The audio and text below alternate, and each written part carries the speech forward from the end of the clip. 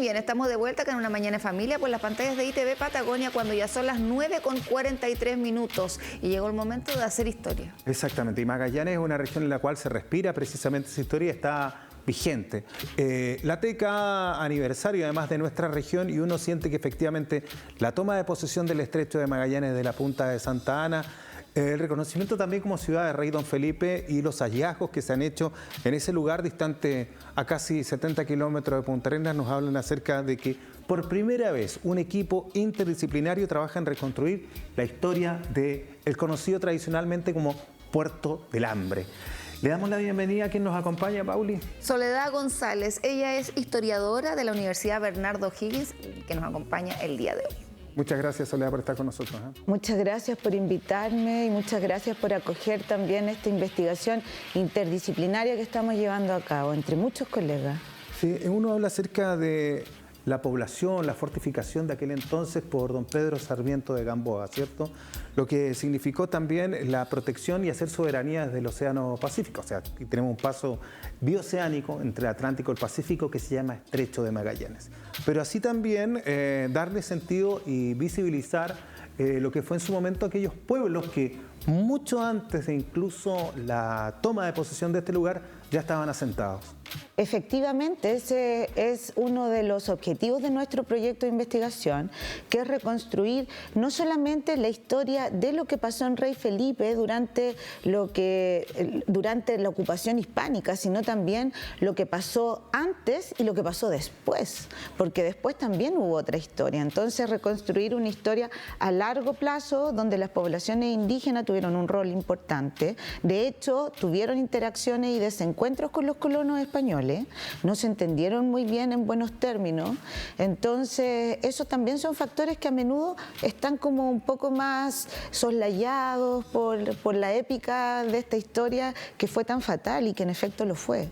Entonces, eso es uno de los factores importantes. ¿Desde cuándo están trabajando en este proyecto? Nosotros estamos desde el año 2019. Sí, 2019, pero luego por producto de la pandemia hubo un paréntesis, claro. Y también porque es difícil conseguir financiamiento. Para conseguir financiamiento hay un fondo de investigación en el cual tú concursas y no siempre te adjudicas esos fondos. Entonces ahí estuvimos un tiempo parados y luego retomamos el año pasado y este proyecto termina en el año 2028. Entonces queremos hacer así una serie y también estamos haciendo en paralelo un documental que son 10 años de investigación en Rey Don Felipe. Más allá de la construcción que hoy día acontece, que es mucho más contemporánea del Fuerte Bulnes, como así también de sus instalaciones, incluso hoy día modernas, agradecemos el trabajo que está haciendo la gente de Parque del Estrecho, que ha hecho un tremendo trabajo de recuperación patrimonial, pero así también el Consejo, el Patrimonio, la Cultura, las Artes, hoy día nos permite validar lo que no se ve o lo que desconocemos y que está incluso en algunos vestigios bajo tierra. Efectivamente, lo que sucede es que Rey Don Felipe, las construcciones fueron muy efímeras, fueron de madera, fueron construcciones, además ellos venían muy cansados, de gente que viene de un viaje que duró entre 2 y 3 años, no podían embocar en el estrecho, salieron 23 naves y llegó finalmente una, o sea, vienen con muy poco, es gente que viene, gente pobre que viene con poco y con lo poco que trae, trata de levantar una ciudad, una aldea. Entonces, claro, están los vestigios que nos ayudan y nos dan pasos para reconstruir esta historia. Pero una historia mucho más moderna, que incluso lo propio, los hallazgos que han hecho de los conchales y todo esto de pueblos que estaban originarios. Por supuesto, es un capítulo. Y la forma de poder respetar y preservar este lugar, por sobre todo que son verdaderos santuarios de hallazgos de historia incluso de la humanidad, va a depender de cuánto sepamos acerca de lo que está ahí, para no intervenir. Efectivamente, diste en un punto clave porque efectivamente nuestro proyecto también tiene todo un programa de educación patrimonial. Si es que, por ejemplo, hay lugares ahí en que tú vas y te encuentras algo y te lo llevas, a nosotros los investigadores nos quitan una página como de un libro, es como si a un libro le arrancaras páginas páginas para después escribir la historia total. Entonces también hay que tener claro eso, que hay que mantener lo que está ahí, uno puede ir, mirar, ver y claro, con la esperanza de ir reconstruyendo esa historia de a poco. Sabes que también, por ejemplo, nosotros en el equipo tenemos un paleocólogo. ¿Sabes lo que es un paleocólogo? Es una persona que reconstruye el clima del pasado y, por ejemplo, ellos a través del sedimento de la Tierra, con testigos pueden determinar si hicieron, por ejemplo, quemas de carbono, quemas masivas para sacar bosque y edificar en determinada época o periodo de la historia. Esa también es una forma que está enterrada o subterránea, que nos aporta un capítulo de la historia, pero está bajo tierra y no es tradicional, ¿sabes? Exacto, no es claro. un cañón, no es una cosa así grande, pero para nosotros es súper importante también. Entonces, en el fondo vamos así, parte de esa historia también está en los archivos, está en páginas antiguas, en inventarios que están en Sevilla. Toda esa información nosotros la vamos cruzando y vamos reconstruyendo esta historia y queremos llegar a más público precisamente para escribir un capítulo y que la gente lo conozca y así también aprenda a respetar el lugar, este santuario del que tú hablas. Es verdad, tal cual. Y también llegar de repente a algunas casas que pueden tener también algo que se llevaron, que mi abuela me trajo, que cuando vivía ahí. Hay muchas historias también encerradas en las casas. Otro en las casas de ahora, dices Sí, tú. claro. Diste con otro punto importante, porque durante el siglo XX, Rey Don Felipe estuvo edificado, fue un centro recreacional. Entonces, muchos magallánicos tienen el recuerdo de pasar vacaciones ahí, de jugar. Y, por ejemplo, también hago un llamado a la gente que no está viendo, si tiene fotografías que quisiera compartir para digitalizarlas sobre juegos. A nosotros toda esa información nos sirve porque podemos comparar, ¿sabes? Todo lo que pasó ahí y porque también es una parte de la historia. La historia no es solamente lo que pasó en el siglo XVI, es lo que pasa después también. Entonces, felices si nos pudieran hacer llegar fotografías o contactarnos. Sí, eso de alguna forma va refrescando y materializando lo que realmente aconteció o que sucedió. Más allá de la historia más moderna que conocemos de Puerto del Hambre, también hablar acerca de lo que ha significado la cronología de la formación, incluso de ese lugar, por qué llegan ahí efectivamente, cuál es el punto por el cual los exploradores o quienes de alguna forma llegan a colonizar ese espacio, toman ese lugar como bahía. Por ejemplo, sucede con Bahía Mansa, ¿cierto? Que está ahí al lado, ¿cierto? Que era un lugar donde hasta el día de hoy hay naves pesqueras, ¿cierto? Porque encuentran que es un lugar donde es el punto más cercano para poder guarecerse del mal tiempo. Pero hay otras historias que hay que ir reescribiendo y inventando también la historia para contarla como realmente corresponde, no de acuerdo a la propia ideología que pueda tener un escritor. Claro, efectivamente, o sea, el Estrecho de Magallanes en el siglo XVI era como lo fue después el Canal de Panamá, un punto estratégico, y todos los imperios que están en Europa en ese momento peleando también tienen esta como carrera por tomar posesión. Por eso después de Magallanes viene Drake, o sea, es un punto de competencia. Sí, Francis Drake. Claro. Entonces la idea es, la apuesta de Sarmiento ya no es solamente descubrir, sino también colonizar, quedarse. Y quedarse ahí y fundar un lugar permanente para vigilar en el fondo quién pasa y quién no. Y ahora lo que tú dices de las bahías, claro, o sea, él tiene súper claro dónde tiene que fundar el asentamiento, porque antes había hecho un viaje. Sí, claro. ¿Ustedes van a documentar esto? ¿Están desarrollando algún material en video para poder compartirlo, audiovisual? Sí. Nosotros tenemos algunos materiales audiovisuales que son más bien generales. ¿De ahora? Claro, pero también de antes. ¿Del padre Alberto Agostinho, no? No, desde el año 2019. Hemos documentado toda la investigación y nuestra idea es hacer un documental de larga data, o sea, va a estar listo en el año 2029, que sea así como paso a paso, como las cosas que vamos encontrando, también las cosas que vamos dialogando, porque el diálogo interdisciplinario es algo nuevo acá también. El hecho, por ejemplo, ahora estuvimos en terreno y estuvo un literato, un filólogo que estudia libros antiguos, con un paleocólogo que estudia el clima, y ese cruce en terreno de poder conversar y decir, mira, yo creo esto, explícame esto, eso no se da en todos los proyectos. Entonces, eso también es una apuesta nueva que estamos haciendo. Bueno, estos datos además los están desarrollando mediante las universidades, ¿cierto?, que nos mencionaba recién, pero también está Joaquín Zuleta. Cuéntanos un poco acerca de él. Joaquín Zuleta editó, lo que significa que lo que estaba escrito en letra del siglo XVI en documentos, él, digamos, lo pasó a computador e hizo un trabajo de modernización y anotación. Las dos relaciones de Sarmiento de Gamboa sobre el estrecho, porque Sarmiento de Gamboa, una relación es cuando él cuenta lo que está pasando, ¿ya? Entonces, una de las relaciones es de cuando él llega a Río de Janeiro y la otra cuando llega en España. Y mira que las escribió la misma persona, con 5 años de diferencia, y así todo también hay diferencia.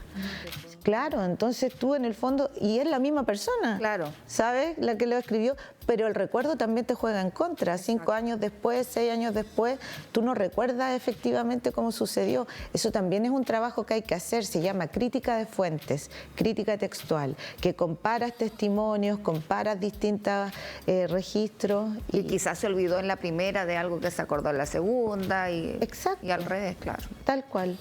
Bueno, la asignación de la toponimia en la región de Magallanes habla acerca de hechos que sin duda marcaron de forma muy trágica y triste los inicios incluso, no solamente para los pueblos ancestrales, que hoy día claman por ser visibilizados o ser pueblos vivos como el pueblo Selknam, sino que también uno habla acerca de para aquellos exploradores que veían en ese lugar y asignarle el nombre de Puerto del Hambre, Última Esperanza, El Despreciado, o sea, Valla Inútil. Uno habla acerca de lo sacrificado que era para aquel entonces también llegar a este territorio. Sí, claro. Y hacer soberanía. Y también es una toponimia que también habla, junta las dos cosas, porque por ejemplo Sarmiento denomina un lugar que es donde se arrancó el indio. Y eso es porque ellos capturaron indígenas, Sarmiento, la primera expedición de Sarmiento, para que pudieran, para llevárselos y en el fondo obtener información sobre los grupos étnicos que vivían aquí. Y ese es un episodio triste, o sea, claro, y que en el fondo también queda registrado en la toponimia. Es triste de otra manera, a lo mejor no como en el canon del descubridor, pero sí para los pueblos que vivían acá, porque se les arrancó, en el fondo no lo pudieron raptar y sí lo logran después. Y de hecho Sarmiento en el primer viaje se lleva 4 indígenas de acá y se los lleva a Madrid y a Sevilla con la intención de que le den información, de aprender un poco la lengua que se hablaba acá, que son 2 principalmente, son 2 grupos étnicos distintos, y los tiene allá y después en el segundo viaje los embarca de nuevo. Se mueren en el camino, llega uno. Entonces en el segundo viaje, cuando él viene aquí a poblar, viene con un informante que en el fondo se raptó en el primer viaje. Magallanes tiene mucha historia, sobre todo por la condición de carácter insular y la Patagonia también, donde recordemos, aquí se habla de 5 pueblos ancestrales que estaban de alguna forma y que para el día de hoy nos permiten analizar la historia también, que es necesario contarla, ¿cierto?, del mundo, incluso de la cosmovisión. Por supuesto. No, en comparación con otras regiones del país, ¿cierto?, donde está marcado cada pueblo de acuerdo a sus tradiciones y también a su historia étnica. Sí, el tema étnico igual es un proceso muy dinámico. Entonces, cuando tú ves en los mapas que está así súper marcado, eso puede estar desactualizado ya en el momento en que lo están mirando, porque los reconocimientos étnicos tienen que ver con procesos que son actuales también y que están anclados en el pasado, pero son bien complejos. Entonces, esos mapas son dinámicos. En el caso de Sarmiento, él reconoce 2 grupos étnicos y los llama los grandes y los chicos en su tiempo. Y los grandes son estos como los que llamó Magallanes Patagones, jóvenes que son los de La Pampa, cazadores de guanaco, grandes, y que él siente que son su enemigo principal, y los chicos que son los que están hacia la costa pacífica, que son canoeros, más de tradición de canales, mariscadores, y que él no los ve como una amenaza. Y sabe que estos dos grupos étnicos están en conflicto porque se lo han dicho sus informantes, es más bien que los chicos temen a los grandes y él también saca partido de ese conflicto. Entonces, es toda una historia que hay que ir contando, reescribiendo con los nuevos antecedentes que tenemos. Así que estamos muy contentos. Sí, es muy importante además relevar este patrimonio, sobre todo ancestral. Y bueno, la búsqueda también de los datos que ustedes van entregando de manera, incluso reitero, más moderna, contemporánea, en base a la historia que se escribe de hace un par de siglos atrás, pero que está prácticamente viva en el sector sur de nuestra ciudad. Y fíjate tú que son pocas las personas o los magallánicos que conocen, pues sabemos que hoy día hay un flujo de pasajeros, turistas que quieren ir a conocer el Fuerte Bulnes y todo ello, pero nosotros estamos muy al debe todavía. Creo que la forma de poder validar y defender nuestra historia tiene que ver con nuestra propia forma de poder contarla o conocerla o aprenderla para poder vivirla. Mira, respecto a eso también diste en otro punto clave. Nosotros escribimos un libro de divulgación científica que se llama Puerto del Hambre, más allá de la leyenda, y está disponible gratis en internet. Es un libro cortito que se puede leer en 40 minutos y que te cuenta precisamente esta larga historia de Santa Ana, desde el poblamiento hasta un poco la historia ya más reciente, incluso más pop, porque tú sabes que Mampato en los años 70 dedicó un capítulo a Rey Don Felipe, a Puerto del Hambre. Entonces eso también está en el librito y eso podría contribuir precisamente a lo que tú señalas, a que conozcamos más la historia para que también empaticemos con este ecosistema y con este santuario y poder respetarlo también, no nos llevemos cosas, sino que estemos ahí y poquito a poquito vayamos conociendo mejor que pasó ahí. Ahora, también nosotros en redes sociales somos súper activos y todo lo que vamos investigando, como en los papers se demoran mucho en salir y está en un lenguaje muy técnico, lo vamos posteando en redes sociales. Perfecto. Entonces, si nos quieren seguir es @ceh.hubo y es el Instagram del Centro de Estudios Históricos de la Universidad Bernardo Higgins. Chile se descubre por el sur. ¿Sí o no? ¡Oh! Lo está cuestionando.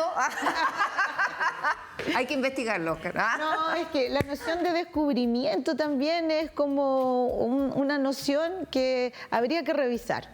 Habría que revisar porque en el fondo acá ya hay gente, ¿sabes? Entonces descubrimiento para un imperio, que es un imperio mediterráneo, que está en España, pero si tú estás aquí es como... Los pueblos ya estaban. Claro, Sí, claro. Entonces tú dices, viene alguien a descubrirme, es como... Sí, claro. Claro, entonces es una noción que es muy del siglo XVI, muy en el contexto imperial, que ellos están descubriendo efectivamente en su perspectiva nuevos como continentes, pero ellos también quieren descubrir para colonizar, obtener recursos, sacar de ahí, sacar partidos, ¿sabes?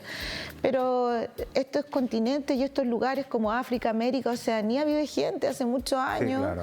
Y también tienen su historia, solo que a lo mejor en algunos casos no tienen letras, entonces Exacto. no te la pueden contar escrita, pero por eso te digo, se puede... Pero lo podemos más actual conversar. la epopeya de la goleta Ancud, ¿cierto? La epopeya de la goleta Sí. Ancud. Esta Magallanes, este Magallanes, uno siempre dice que nuestro escudo dice primera en tierra chilena, prima en tierra chilensis, y uno siente ese orgullo de ser Por habitante supuesto. de este territorio y aún mantener incluso esa condición de insularidad que nos Sí. hace de alguna forma decirle y encarar muchas veces al país, decirle nosotros también estamos presentes y existimos. Por supuesto, claro, porque además ahí también Magallanes tiene una historia muy autónoma y tú puedes ver aquí también que la presencia del Estado chileno fue muy tardía y muy débil, porque claro, una cosa es hacer soberanía y llegar, pero la otra es efectivamente sentir la presencia de un Estado, que hay tribunales, que hay justicia, que hay todo un aparataje, eso llegó quedó con el tiempo después. Entonces, acá ustedes estuvieron por las suyas mucho tiempo. Y hasta el día de hoy muchas veces. Gracias, Soledad, por habernos Muchas gracias. venido a acompañar aquí al programa. Gracias por invitarme. ¿Cuándo queda disponible el material, nos dijiste? El libro ya está disponible online. El proyecto de ustedes termina el 2028, así que 2028. vamos a seguir viniendo, tenemos trabajo con colecciones de fotografías en el Museo Salesiano, en el Museo Regional también. Tenemos varios colegas con los cuales seguir trabajando, tenemos varias campañas también, sacamos información de lagunas, entonces también estemos en contacto. Perfecto. Muchas gracias. Muchas gracias por haber estado con habernos nosotros. Ya, muchas gracias. Gracias. Nos vamos a separar un ratito, vamos a ir a una pausa comercial, pero no sin antes saludar a... Scanner Sur, líderes en imágenes digitales. Agendamiento de hora al 612-219299 y 612-232573. Agenda tu hora, convenio con FONASA y SAPRE, Mutuales y Fuerzas Armadas. Ahí tenemos a nuestros amigos de Scanner Sur. Nos vamos a separar un ratito, ahora sí nos vamos a corte y ya estamos de regreso.